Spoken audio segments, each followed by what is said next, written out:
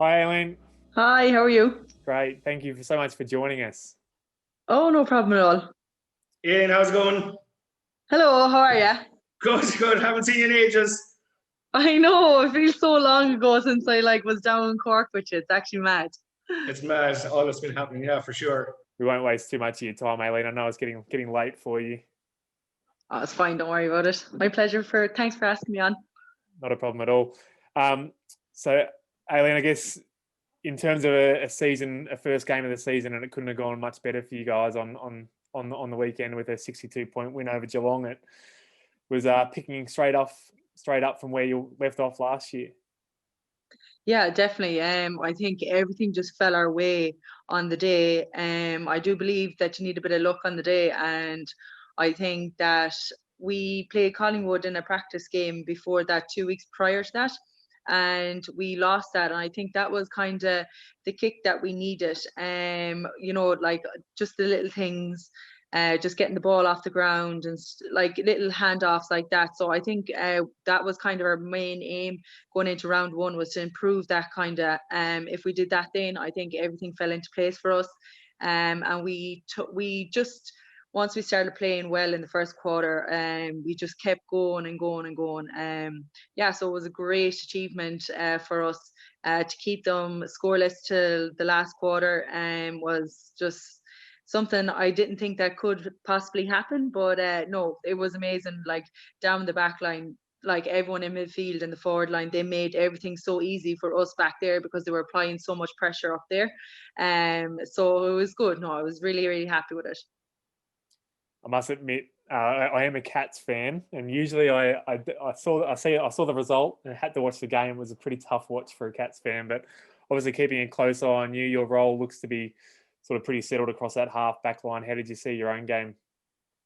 Yeah, I suppose that was, first game in a long time, like nearly just under a year. So, yeah, it was good. I felt good.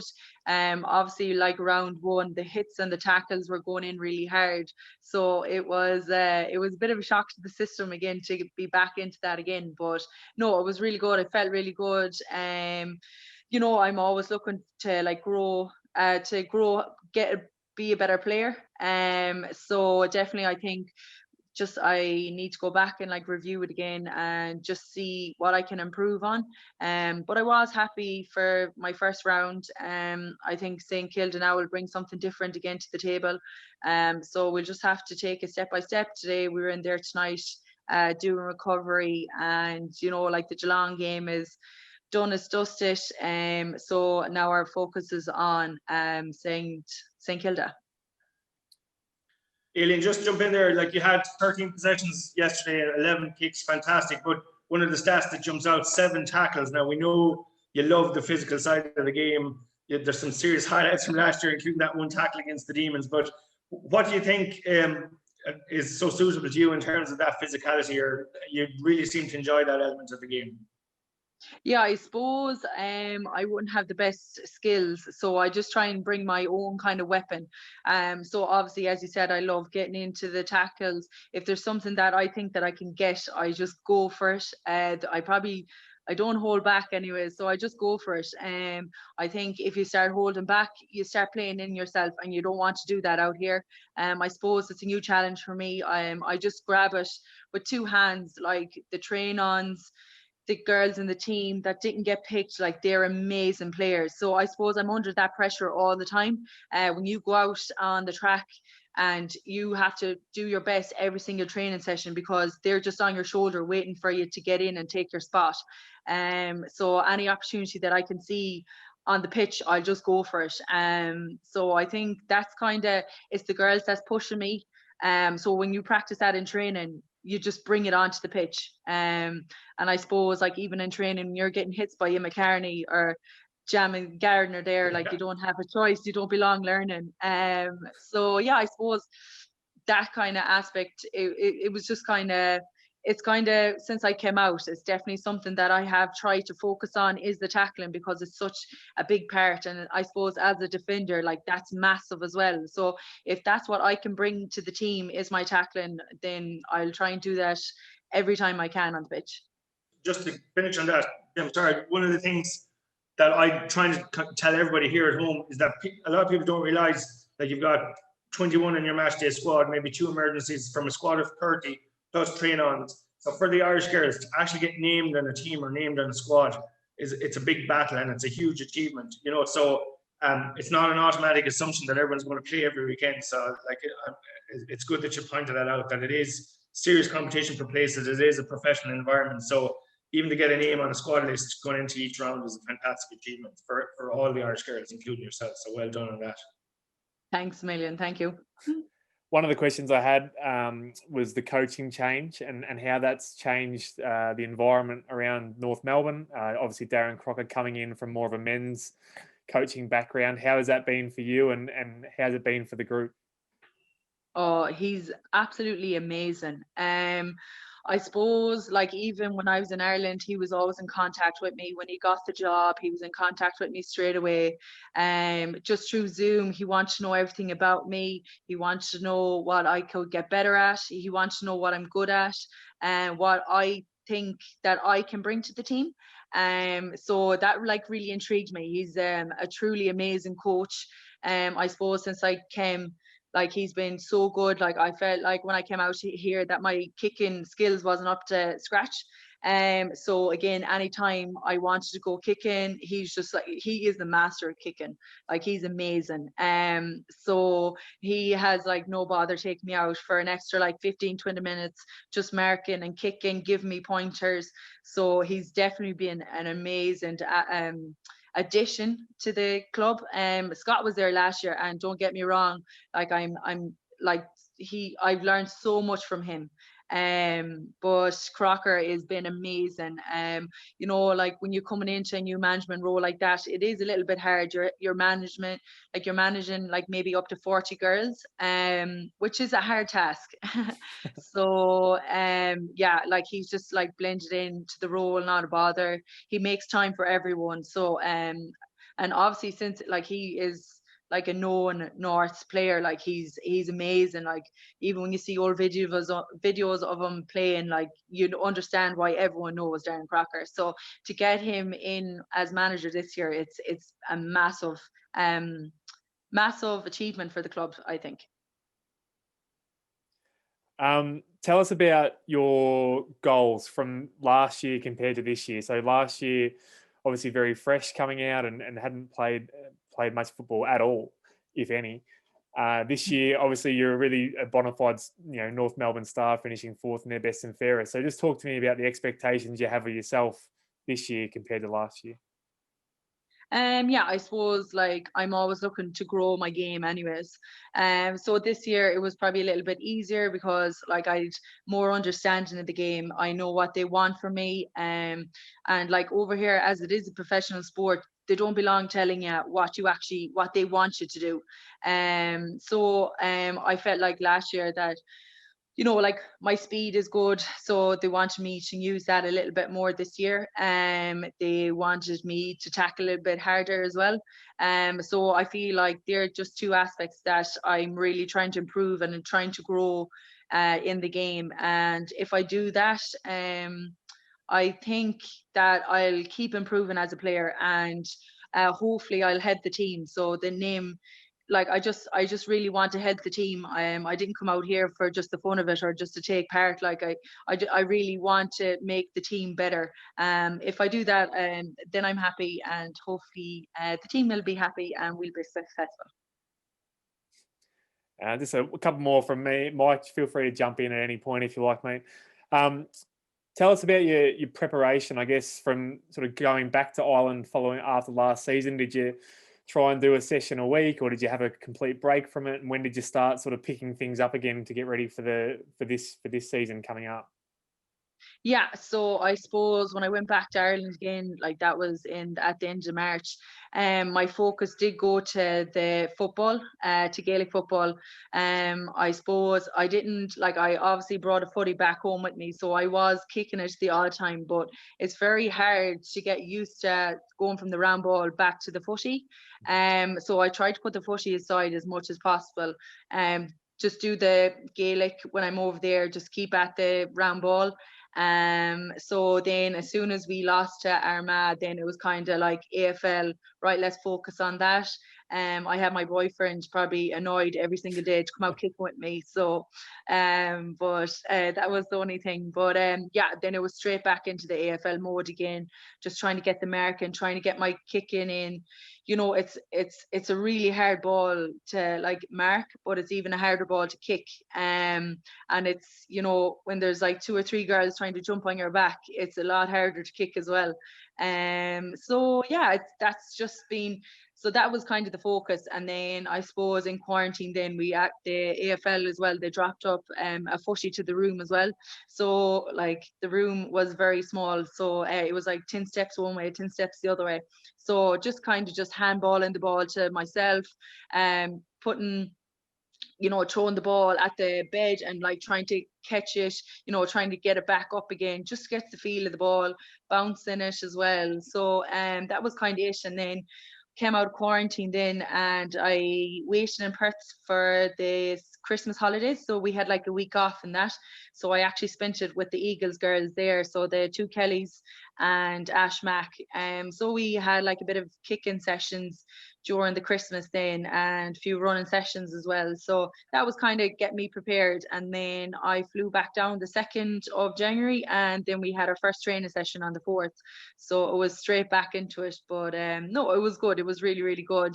I suppose I was a bit off at the start, but I kind of got back into it again. And even at that then, like even Mike, he'll tell you himself, he brought me down to, we met down in Cork as well, doing the skill sessions, and like they were such a benefit, you know, like for his knowledge there at the back of it all, like he knows exactly what we need to get to be back up to that level again, just working on the ground balls, working on the kicking, the marking, everything like that. So that definitely did stand to me as well. And thanks million, Mike, as well for that. No worries. That Yeah. was all good. I suppose that's common enough feeling with the Irish girls. It is, I suppose it's hard for some people to understand. It is a complete switch. So what you generally find is when yourselves and the Irish players go back to Ireland, you immediately turn your focus to LGFA. You put the churn in the cupboard and you leave there. Like you don't tend to see people doing a little bit of both. It's like full focus on the round ball, and then when ladies football season is over, you're back to taking out the churn. Not exactly starting from scratch, but there definitely tends to be that separation because the 2 skills are so different, and the 2 kicking styles and the movement of the ball and everything. So you've done 3 of those kind of switch ups now, which is really interesting, like, you know. But you just mentioned, yeah, obviously it was a little bit hectic in the run up to you guys heading out there with everything from flights and COVID delays and visa exemptions and all that. And I know from working with yourself and all the girls, it was a pretty stressy time as well in that. So obviously it was great to get out there. You're in the quarantine.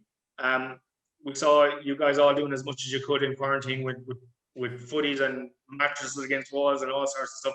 How did you find that experience of 2 weeks in a hotel on your own? Like, look, even as a life experience, it definitely seems something very tough to do and get through. Like, what was it like just to experience that? Yeah, definitely. At the start, it was very hard.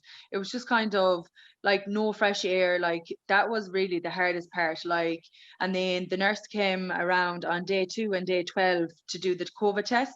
But like that was the only human being I actually seen in the 2 weeks. So she was there at like day 2 and she did the test, and I was like, oh, okay, thanks a million. She's like, see you at day 12. And when day 12 came, I was actually so happy to see someone, just to be able to see that contact again with a person.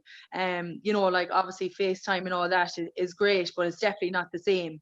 But yeah, it was day 7, I think, or day 8. I was like, oh God, okay, I'm done here, and was only just halfway through, which I found really, really tough. But you know, like the North girls were absolutely amazing. I got more parcels, like even just little things for Christmas. Like they really tried to make me feel like I you know, I obviously did miss home in there, but like they made it, even like doing little crossword puzzles and stuff like that. So it was just like little things like that that definitely did get me through the day. I suppose as well, we had our own little equipment in there. So we obviously had the footy, dumbbells, a kettlebell, and bike. So that, you know, like that did break up the days. Just like, you know, getting up, eating your breakfast, maybe doing a bit of a workout, then kind of just taking time for yourself as well, which is like, you know, even if it's just like Netflix or something like that, just to bring it back down again. And then your lunch is around. And then it was kind of like, oh, I do another gym session, or go up on the bike and just do a half an hour, 45 minutes. And before you know it, it was 5 p.m. in Perth. So, you know, people were getting up at home as well. So they were really good as well in keeping in contact and stuff like that. So I had the girls in North like getting in contact with me in the morning, so it was good. And then after that, then Ireland people be getting back up as well, so that kind of helped as well. It broke up the day really nicely as well. And even at that, then Ash Mack and Sarah Rowe and Aisling Sheridan as well, we all got on a FaceTime, even just in quarantine, just checking up on each other. So that broke it up as well. So just kind of like that was how we got through it. And then I'm like mad into jigsaws as well. So my sister's boyfriend's sister that lives in Perth, she dropped up a jigsaw as well. So that was really, really good as well. Love that. And then just like that, like obviously Mayo men's were playing in the All Ireland as well. So that was another night pass by watching that. And then the women's football as well, the All Ireland as well. So it did go fast in the end, but like day 7 or day 8, it is very challenging. But you know, like you don't really have a choice. Like I'm delighted I got the opportunity to still come back out here, because at one stage I didn't think it was going to happen. So you know, like I'm really thankful to the Australia government for letting us in. Obviously I know that there's Aussie people that's stuck overseas still at the minute and they're not allowed back in. So that is obviously really tough. So I feel really, really honoured to be able to get back into the country. Sure. So it definitely was a case of routine and one day at a time and all that. And I suppose factor in as well, getting out on Christmas Eve or Christmas Day. I think the girls surprised you and had your sister up in Perth for Christmas Day, I'm sure, which was fantastic and a nice surprise as well. And just when you come out of that 2 weeks, then you do as much as you can do in the hotel room on bikes and everything like that with weights. But how does the body feel then when you have to actually adjust to getting back out and running and into training and stuff? Does it take a bit of while to get back into it? Oh, definitely it did. Like even at that, like my club was still like kind of keeping an eye on me, even like 2 weeks after I got out of quarantine, you know, managing my load and everything like that. I suppose Perth of all places, like it was hot when we got out on Christmas Day. Like it was like 35 degrees. And then I think the first day that we went running was like 32 degrees. That was a real test on the body. Like, as you said, you can go up on the spin bike and do as much as you want, but like there's nothing to get out in the open like that and open up the legs. So yeah, definitely I did find it tough at the start. Like there for the first week, definitely like the legs were feeling heavier. I thought like and then you start thinking to yourself that you're really, really unfit. And you know, obviously when I was back in Ireland, I was still doing a bit and even going back down to yourself. But just the heat out here as well, when you're not used to it, it's an eye opener. But obviously Perth is like next level, like hotness out there. So by the time then we came down here, the first session was on the 4th of January. It wasn't too bad, but again, like the club was so good. They were like managing my load, you know, making sure everything was okay, making sure that I did my recovery right. So just keeping a close eye on me. So for that, like it was tough at the start, but like everything, once everything is managed, it was fine. That's great. Anything else you want to sort of touch on for the rest of the year, Aileen? I know like it's North are one of the more fancy teams to take out the title, so fingers crossed you get the opportunity to do that. But is there anything else you wanted to say before we let you go? No, just want to say thanks a million for having me on, and hopefully the season will go our way. I suppose there's no point looking ahead, especially with COVID. Even there's 2 games cancelled now, I think this weekend, are postponed. So we're just kind of taking it day by day, see how it goes. St Kilda next week, so hopefully it'll be okay. And just want to say again thanks to Mike as well.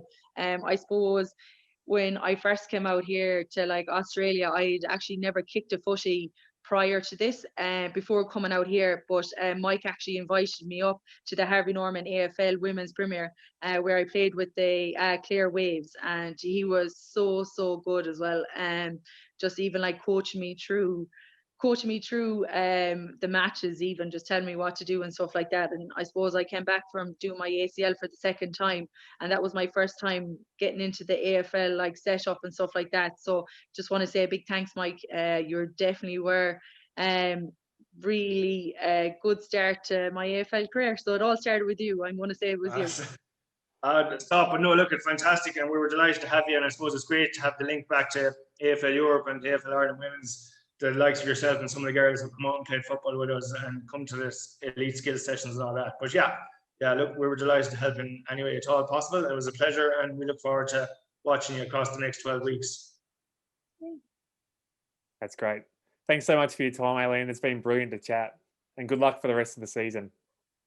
Thanks a million, guys. Chat to you Cheers, again. Aileen. All the best. Bye. Bye.